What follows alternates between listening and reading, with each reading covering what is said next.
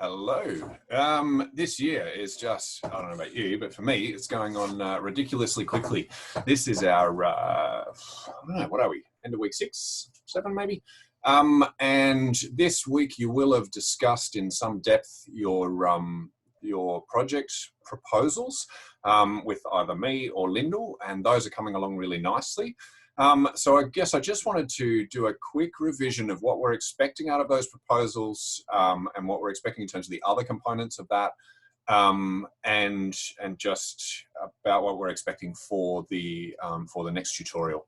So really from here on in, it's very much about developing that project. Now we're expecting that you will actually create a range of components that you'll be able to demonstrate to us that you've actually thought this idea through, that you might create some posters, some designs of what you're actually creating. You'll do some research into maybe the way in which you're going to promote it online and how you'll actually engage with that. So we're expecting you to draw on a range of different experience that you've got in the group to create a really good proposal.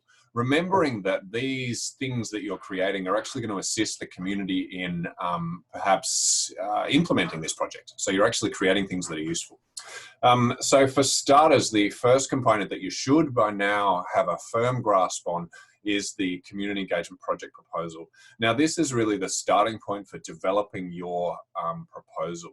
Now, obviously, in the initial design of this subject, when we were allowed out of our houses, we would have actually engaged in the community and done something in the community and we're not doing that. So we kind of trimmed it back to coming up with a proposal and coming up with some of the resources around that.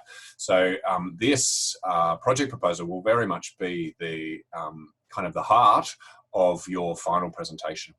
So we're expecting you, I'm just looking at the proposal outline. Now the purpose, we should have talked through this in your class, but what's the aim? What are you aiming for? What's the governing idea? It can't just be that we want to have an event. What are we actually trying to achieve? The background and justification, we want to know why is it that this is relevant to this particular community? Not saying it's not relevant to other communities, but why is it that it's relevant to this particular community? How is this fit with this community? What are the goals? Now, the difference between goals and aims can be kind of lofty. So your aim might be to connect people with one another. Your goal is going to demonstrate how you're going to achieve that. And it needs to follow that SMART format. No doubt you've had the SMART goals kind of idea drummed into you right through high school. If you haven't, look it up, you'll find it. It's not that complicated. But use that as a way of articulating a set of really specific goals for your project. Doesn't mean it's going to capture everything, but create a set of specific goals for your project. The project stakeholders, now we don't want you, unless you've already done it, we don't want you engaging directly with the community because we know that the community is under a huge amount of pressure at the moment in their response, not just to COVID-19, but also in the response to the financial fallout that's going to come as a result of that. If you have contacts in the community, you're more than welcome to work with them. And if you've already started those conversations, that's okay. But we don't expect you to go and set up new conversations. Now, we're more than happy to see if we can use some of our contacts to do that, myself in particular. So, you know, that's fine. And you're more than welcome to send through those requests and I'll see what I can do. But send me an email so that I can chase it up. But here, what you're talking about is who are the stakeholders that you should be engaging with if you were actually implementing this project. So, you know, you might want to engage with the football club and the netball club and the council. Who are the different people that have a vested interest in this project? It's really important stuff, and this actually forms a foundation for communication when the community actually engage with this. Project timelines. Now, we've adjusted this a little bit so that it's useful for you. I want you to think about the timelines in order for you to get your component of this done. So timelines up towards that presentation of this project proposal. So this is about enabling you as a group to be thinking about what needs doing. The resources required, again, think about what resources you would need if you were actually undertaking this project. Now, it might be the case that it's, you know, that you don't have a budget for it, but you actually need a budget to make this happen. You actually need to identify that. What are the kinds of resources that you're going to require? You know, what's involved in that. Team roles and approach. think this team roles and approach, again, focus it on what you need to do. What is your team going to do? How are you going to break up these tasks? It might be that you've got this one aim and you've got a few sections of this that you've worked out how to pull them together, and each person might be responsible for one of those sections. That's certainly one part of the team roles and approach. The other part would be, what are the modules that you're engaging with, and how are you going to feed that back into the project? An evaluation plan is very much about determining how you will know that you've achieved what you set out to achieve. So have a look at your goals and then say, how do we measure this? It might be that you want people to create deeper relationships. That's a really difficult one to measure, but it might be that that your measure is actually a series of interviews afterwards to ask them questions about the relationships that came out of this. Think creatively about how you're going to evaluate. Not everybody is going to fill in a survey. Over surveying people becomes a problem.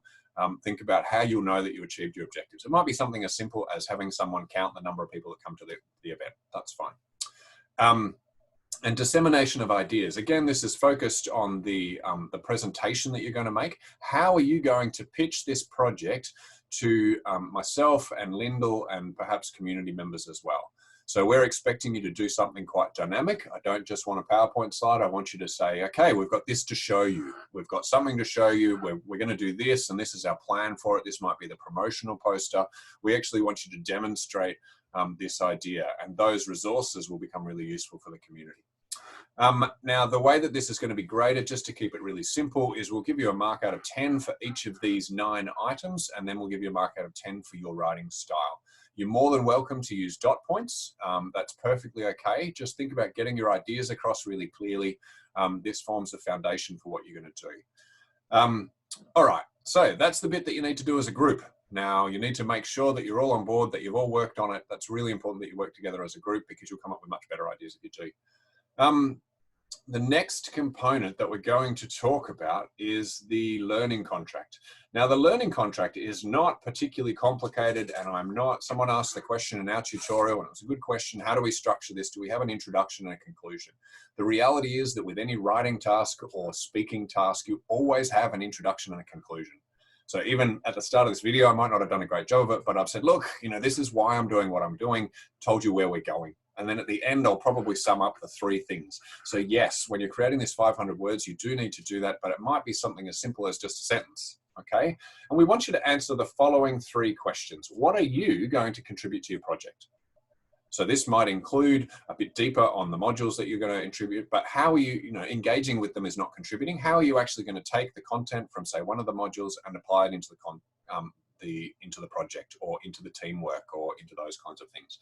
You might even draw on your strengths, the strengths stuff that you did before, but what's your contribution going to be? Are you the person who's organizing it? Are you setting up the meetings? Are you doing some of the communication stuff? Are you creating posters? What are you bringing to this project? How are you going to do this? So giving me specifics of exactly how you're going to engage in this activity, and how you're going to know that you've contributed to the project.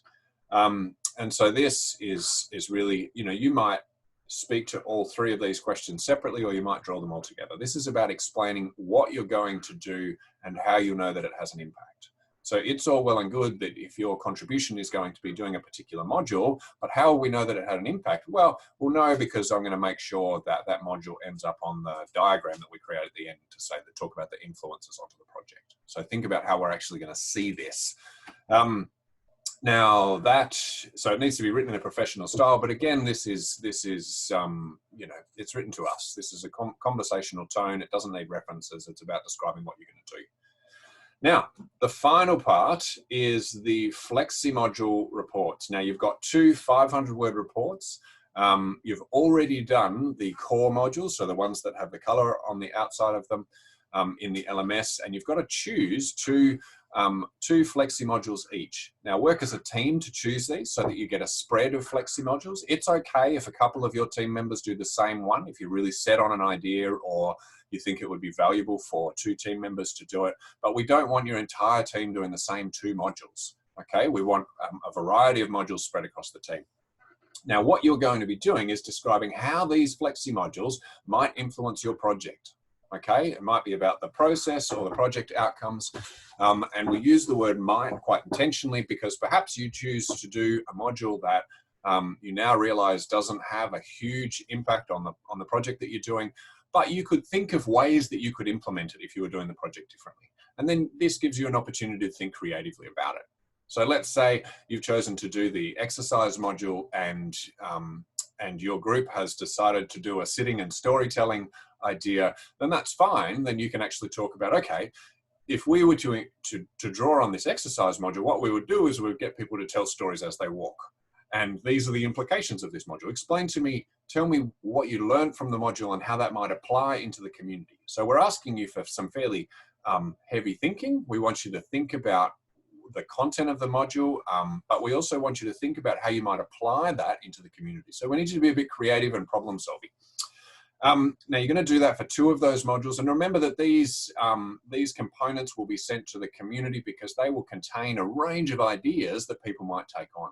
Yes, many of them will already be applied in your project, but some of them might just be little snippets of ideas that groups go, oh, geez, we'd love to do that. You know, that this might actually be really useful. So you're writing to the community. Again, you always have a conclusion, an introduction and a conclusion because you're telling a story. But yeah, they're 500 words. So those introductions and conclusions will be quite short. So it's really important for you to do well in those, to engage really carefully with those modules, but also to clearly articulate what it is that you learned from the modules and how it might apply.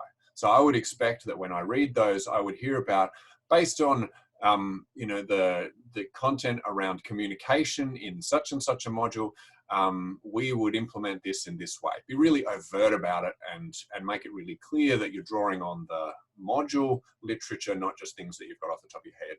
What we want to know is that you've engaged deeply with that module, and you need to make that nice and obvious for us.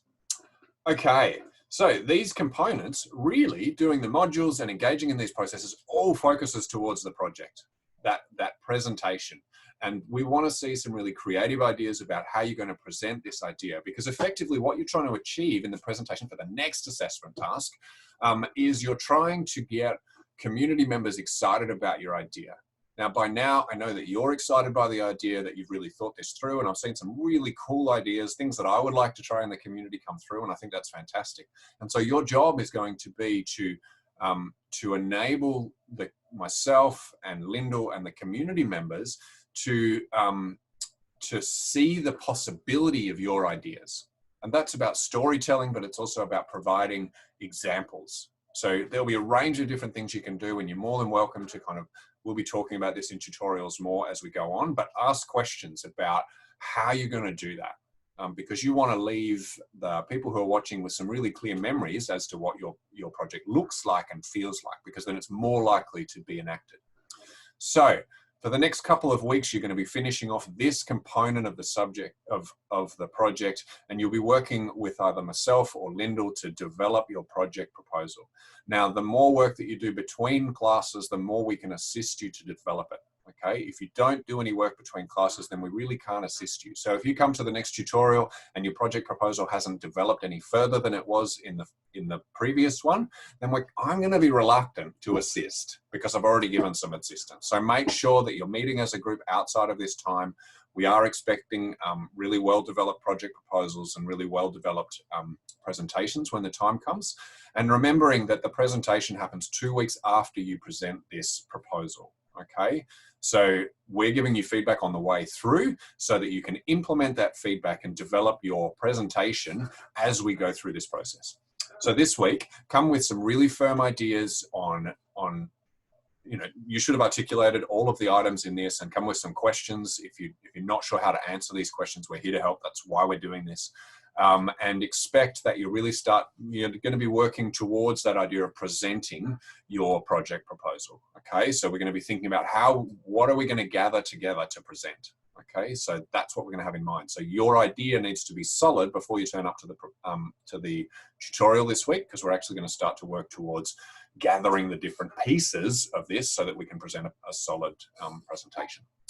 All right, I hope you're enjoying the process. We're certainly enjoying hearing about your projects and working with you on them. And we are here to work with you. We're more than happy to do that, and we quite enjoy it. So make sure that you put your effort in between and come with ideas and questions, and we'll work really hard with you to make sure that these get up and eventually end up in the community.